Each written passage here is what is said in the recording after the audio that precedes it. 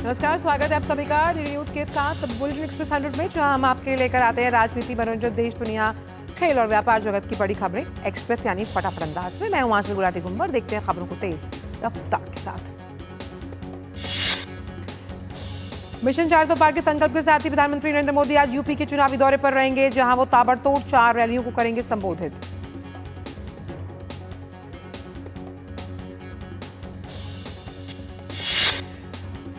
प्रधानमंत्री सबसे पहले यूपी के लालगंज लोकसभा क्षेत्र में भाजपा प्रत्याशी नीलम सोनकर के लिए रैली करेंगे, जिसके बाद वो जौनपुर लोकसभा क्षेत्र में भाजपा उम्मीदवार कृपाशंकर सिंह के लिए वोट मांगेंगे।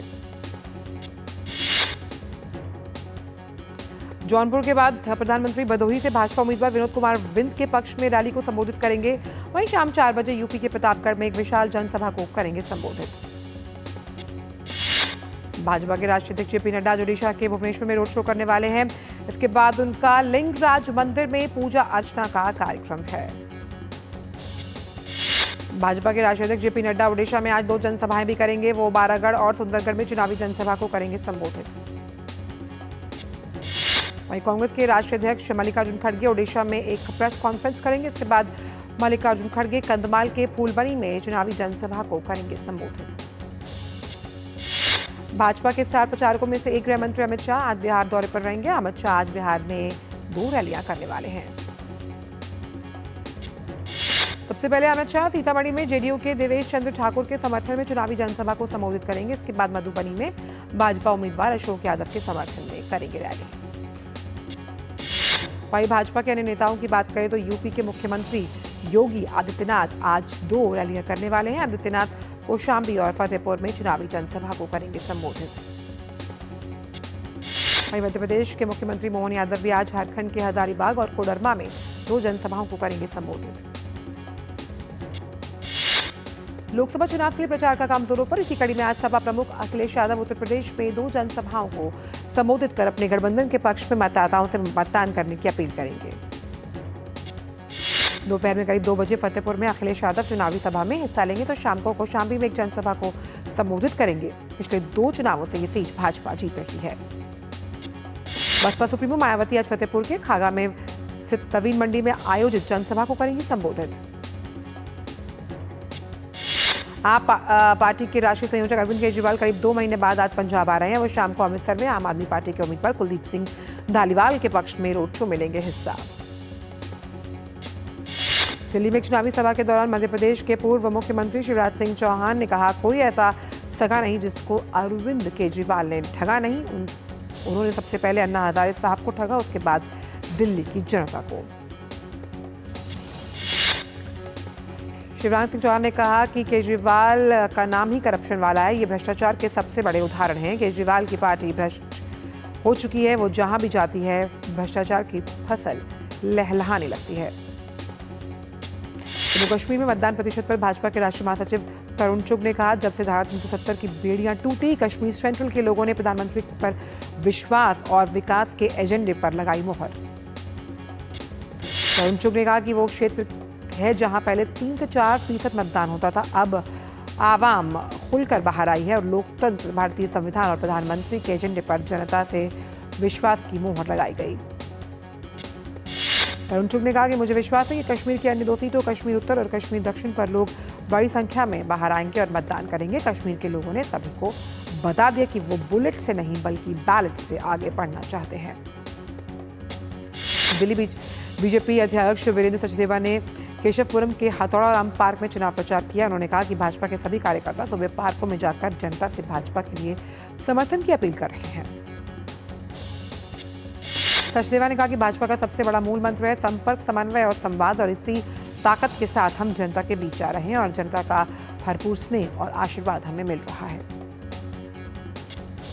चुनाव आयोग ने आंध्र प्रदेश के मुख्य सचिव और मुस्लिम महानिदेशक को राज्य में चुनाव के बाद हिंसा को लेकर व्यक्तिगत रूप से स्पष्टीकरण देने के लिए आज नई दिल्ली तलब किया।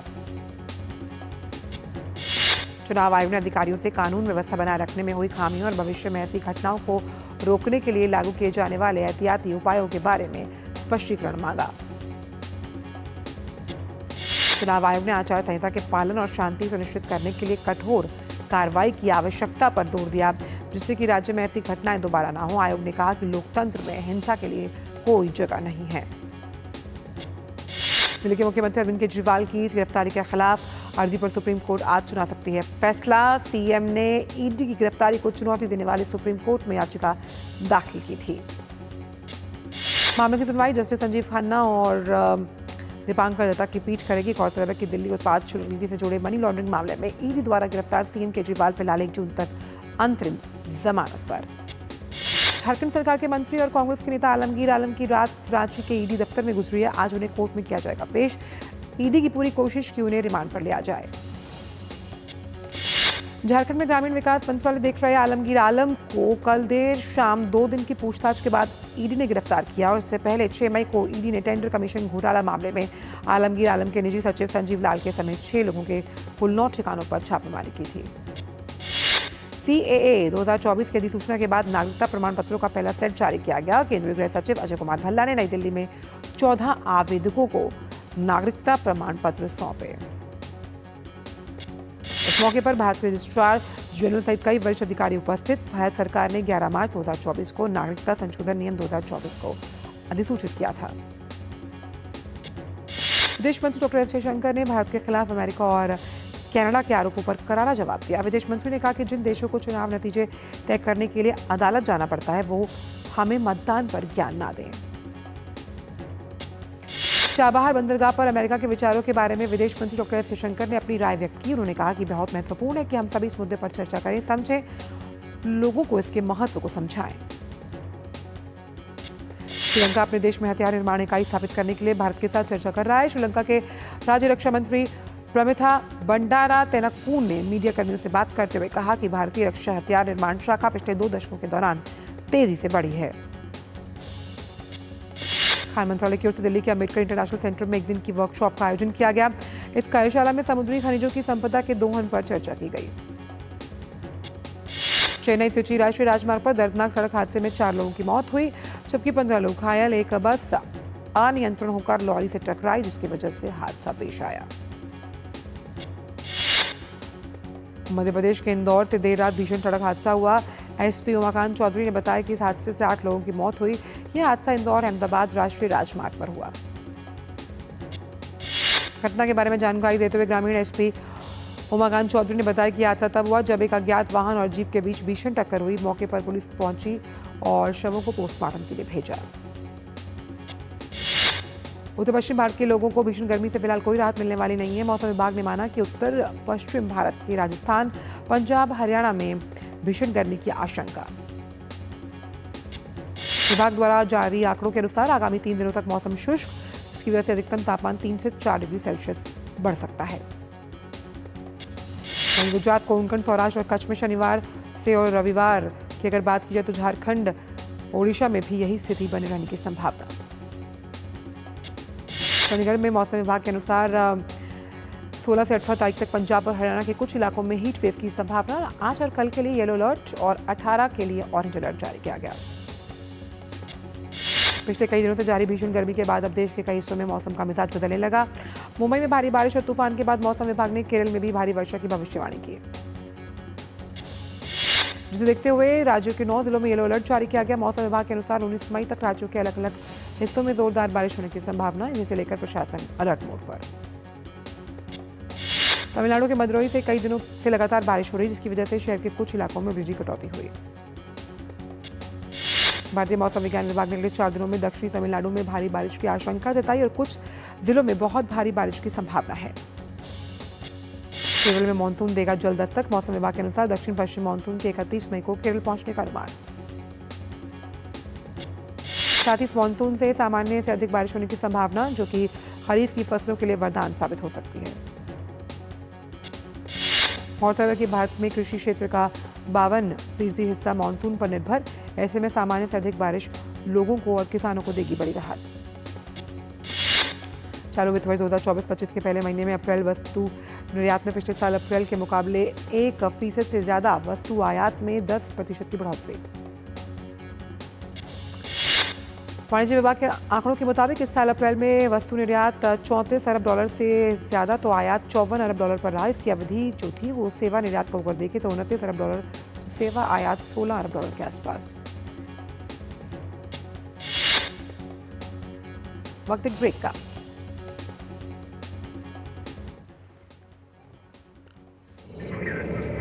Curiosity can take you to some out of the world places. Took me to the moon today. Curious about this place? Scan this QR code before I take it off with my Seat tires.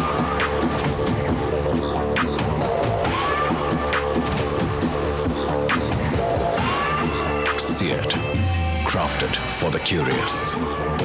मेरे पापा का लाखों का health insurance claim पूरा reject हो गया। फिर मुझे पॉलिसी बाजार के क्लेम समाधान दिवस के बारे में पता लगा, जिसमें हेल्थ इंश्योरेंस कंपनी ने क्लेम रिव्यू करके अप्रूव कर दिया और क्लेम का सारा पैसा हमारे अकाउंट में आ गया। पॉलिसी बाजार पे 1 करोड़ का हेल्थ इंश्योरेंस सिर्फ 390 रुपए महीने से शुरू। बात जब पीढ़ियों के लिए बनने वाले घर की हो तो जिम्मेदारी बड़ी हो जाती है। गैलेंट समझता है ये जिम्मेदारी। अब डबल एम रिब्स के साथ गैलेंट एडवांस TMT रीबार, निर्माण का real hero. Delivery boy has picked your order. अरे भाई पता है भूख लगी है। 30 मिनट का मैसेज नोटिफिकेशन आया था ना। मैसेज के सारे थोड़ी बैठ सकते हैं। कल आपने कुछ शेयर्स बेचे थे ना? हाँ, तो चेक किया? मैसेज आया तो था। सिर्फ मैसेज काफी नहीं है। आप शेयर मार्केट में कोई भी ट्रांजैक्शन करते हैं ना, तो स्टॉक एक्सचेंज से आए SMS या ईमेल को अपने डीमैट अकाउंट और बैंक स्टेटमेंट के साथ भी टैली कीजिए। बेटा भूख में ना दिमाग बंद हो जाता है।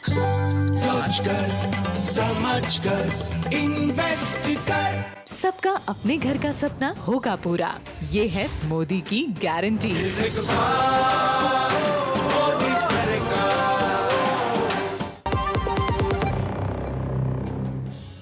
ब्रेक के बाद सभी का स्वागत। रुक करते हैं अन्य खबरों का एक्सप्रेस अंदाज में। सोने की आयात में 208% दवा और फार्मा उत्पाद में 18%, खाद्य तेल में 24%, तो पेट्रोलियम उत्पाद की आयात पर 20% का इजाफा रहा है। LIC को सेबी ने 10% सार्वजनिक शेयर धारिता मानदंड का पालन करने के लिए 16 मई 2027 तक 3 साल का अतिरिक्त समय दिया। LIC में सरकारी हिस्सेदारी 96% और सार्वजनिक हिस्सेदारी 3.50% रही, जिसमें शेयर धारिता हासिल करने के लिए सरकार को अभी भी अगले 3 वर्षों में 6.5% हिस्सेदारी बेचनी होगी। ऊर्जा विशेषज्ञ जीवेश नंदन ने कहा कि राजस्थान लागत प्रभावी परिवर्तनीय नवीकरणीय ऊर्जा क्षमता में अभूतपूर्व वृद्धि की ओर बढ़ रहा है। उन्होंने यह अनुमान जताया कि 2030 तक 60 गीगावाट से अधिक का क्षमता हो जाएगी। इनकाइन फार्मा के शुद्ध लाभ को अगर देखें तो बीते वित्त वर्ष 2023-24 की जनवरी-मार्च तिमाही में ये 62% बढ़कर 477 करोड़ रुपए रहा। Real estate company DLF limited Gurugram में गोल्फ कोर्स मार्ग पर करेगी आलिशान आवासीय परियोजना का विकास। इसकी वजह से 25,000 करोड़ रुपए का रेवेन्यू मिलने की उम्मीद। DLF की जो सिस्टर कंसर्न कंपनी है यानी DLF होम डेवलपर्स, उसके संयुक्त प्रबंध निदेशक आकाश ओहरी ने कहा कि 17 एकड़ से अधिक भूभाग में विकसित होने वाली इस परियोजना के चालू वित्त वर्ष की दूसरी या तीसरी तिमाही में शुरू होने की उम्मीद। ओबरॉय रियल्टी का एकीकृत शुद्ध मुनाफा बीते वित्त वर्ष की मार्च समाप्ति तिमाही में 64% बढ़कर 788 करोड़ रुपए तक पहुंचा। PLFS डेटा के अनुसार मार्च तिमाही के दौरान शहरी क्षेत्र में 15 वर्ष या उससे ज्यादा उम्र के लोगों के बीच बेरोजगारी की दर घटकर 6.7%, जो पिछले वर्ष समान अवधि में 6.8% थी। केंद्र ने सार्वजनिक क्षेत्र की प्रमुख कंपनियां कोल इंडिया, NDMC, ONGC को खनिज संपदा के प्रचुर देशों में महत्वपूर्ण खनिजों का खनन के लिए जो हिदायत है उसे साफ तौर पर कहा। सरकार ने कहा कि सार्वजनिक क्षेत्र की कंपनियां कोल इंडिया, NDMC और ONGC जो हैं वो विदेशों में महत्वपूर्ण खनिज की तलाश शुरू करें। Canara bank, JSW energy, HPC और जिंदल स्टेनलेस स्टील सहित 13 कंपनियों को MSCI इंडिया सूचकांक में शामिल किया गया। OpenAI ने नया AI मॉडल GPT-4o कुल किया लॉन्च। ChatGPT का यह नया मॉडल अब इंसानों की तरह इमोशंस के साथ करेगा बात। नया फीचर, नया वर्जन रैपिड फायर मोड में नेचुरल आवाज में बातचीत करने में सक्षम। अमेरिकी प्रशासन ने चीन निर्मित इलेक्ट्रिक वाहनों में इस्तेमाल होने वाली बैटरी, स्टील, एल्यूमिनियम के अलावा कई तरह के मेडिकल उपकरणों पर सीमा शुल्क में 4 गुना तक की वृद्धि की है। चीनी कंपनियों की ओर से भारत में EV के उपकरण और बैटरी की डंपिंग करने का खतरा बढ़ा। आंकड़ों के अनुसार भारत कल EV बैटरी का 75% चीन से आयात करता है। रूसी राष्ट्रपति पुतिन चीन के 2 दिवसीय यात्रा पर बीजिंग पहुंचे। 5वीं बार राष्ट्रपति बनने के बाद पुतिन का ये पहला विदेशी दौरा। पुतिन चीन के राष्ट्रपति से आज अंतर्राष्ट्रीय और क्षेत्रीय मुद्दों पर करेंगे बातचीत। रूसी राष्ट्रपति के विदेश मामलों के सलाहकार यूरी उसाकोव ने कहा कि दोनों नेता आज चाय पर अनौपचारिक वार्ता करेंगे, जिसमें यूक्रेन, एशिया, ऊर्जा और व्यापार जैसे तमाम विषय शामिल। पुतिन के साथ रक्षा मंत्री आंद्रेई बेलासोव, विदेश मंत्री सर्गेई लावरोव, सुरक्षा परिषद के सचिव सर्गेई शोइगु और विदेश मामलों के सलाहकार यूरी उसाकोव चीनी दौरे पर। इसके अलावा रूस के कई कंपनियों के सीईओ भी इस दौरे पर बीजिंग पहुंचे हैं। फ्रांसीसी सरकार ने न्यू कैलेडोनिया में हुए दंगों के बाद 12 दिनों के लिए आपातकाल लागू करने की घोषणा की। चुनाव सुधार में जो दंगे हुए हैं उसे लेकर अब 4 लोगों की मौत, जिसके बाद फ्रांसीसी सरकार के प्रवक्ता ने न्यू कैलेडोनिया में 12 दिनों का आपातकाल लागू करने की जानकारी दी। फ्रांस के राष्ट्रपति इमैनुअल मैक्रोन ने फ्रांसीसी प्रशांत क्षेत्र न्यू कैलेडोनिया में हुए दंगों के बाद शीर्ष मंत्रियों की बैठक बुलाई। बैठक में मौजूदा हालात पर चर्चा की गई। बैठक में प्रधानमंत्री गैब्रियल अटाल, आंतरिक मंत्री गिराल्ड डर्मिन, रक्षा, अर्थव्यवस्था, विदेशी मामलों के मंत्री मौजूद। सिंगापुर में सत्ताधारी पीपल्स एक्शन पार्टी के उपनेता लॉरेंस वांग सिंगापुर के प्रधानमंत्री बने। 51 वर्षीय वांग ने पार्टी के नेता और देश के तीसरे प्रधानमंत्री 72 वर्षीय ली सीन लूंग की जगह ली। प्रधानमंत्री मोदी ने सिंगापुर के प्रधानमंत्री के रूप में कार्यभार संभालने पर लॉरेंस वांग को बधाई दी।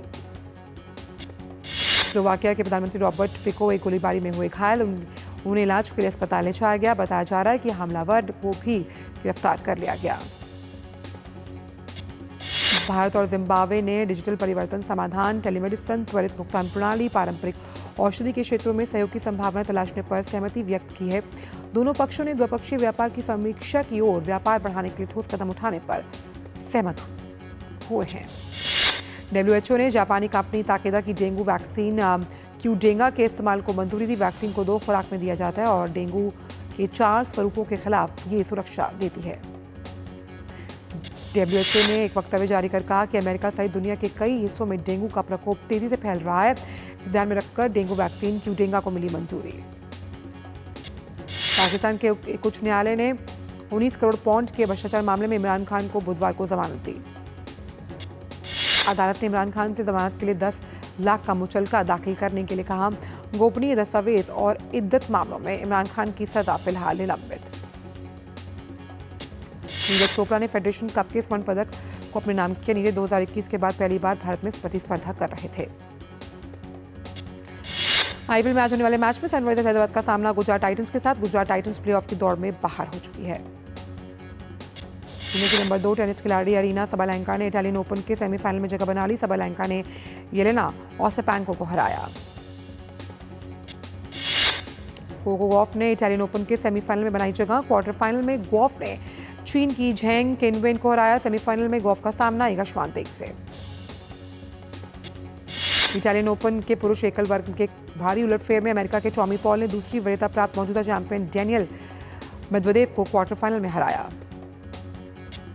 जर्मनी के तीसरे वरीयता प्राप्त खिलाड़ी अलेक्जेंडर ज़ेवरेव ने इटालियन ओपन के क्वार्टर फाइनल में जगह बनाई। प्री क्वार्टर फाइनल में ज़ेवरेव ने पुर्तगाल के नूनो बोर्गेस को हराया। Olivier Giroud Major League Soccer club Los Angeles FC में शामिल होंगे। जिरू इस सीजन के अंत में एसी मिलान को छोड़ने वाले हैं। मेले के मुख्य कार्यकारी ने कहा कि एवर्टन के भविष्य के मालिक ईपीएल नहीं बल्कि क्लब के मौजूदा मालिक तय करेंगे।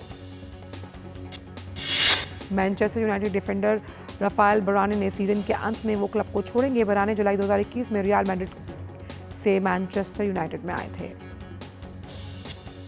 फीफा ने महिलाओं के अंतर्राष्ट्रीय मैच कैलेंडर को मंजूरी दी। नए कैलेंडर में पहली बार महिलाओं का क्लब विश्व कप के लिए आयोजित किया जाएगा। गोल्फर रॉरी मकिलरॉय ने यूएस पीजीए चैंपियनशिप के सप्ताह के बीच ही तलाक के लिए अर्जी दी है। टाइसन फ्यूरी और अलेक्जेंडर उसीक शनिवार को हेवीवेट चैंपियनशिप के विश्व खिताब के लिए होने वाली फाइट से पहले रियाद पहुंचे। फाइट का रिंग ऑफ द फायर के नाम से नाम प्रचलित है।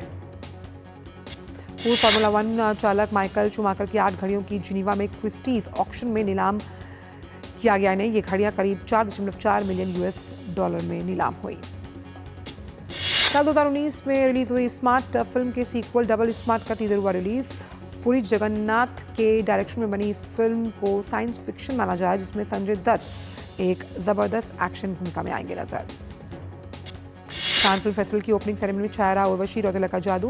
गुलाबी अप्सरा बनकर पहुंची उर्वशी ने हॉलीवुड आइकन मेरिल स्ट्रीप के साथ शेयर किया स्टेज।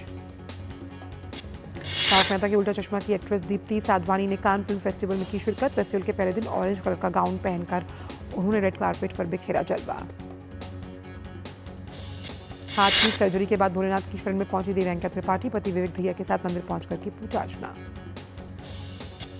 कार्तिक आर्यन की फिल्म चंदू चैंपियन का पहला पोस्टर हुआ रिलीज। इसमें ये बेहद अलग अंदाज में आ रहे हैं नजर। आपको बता दें कि फिल्म 14 जून 2024 को सिनेमाघरों में देगी दस्तक।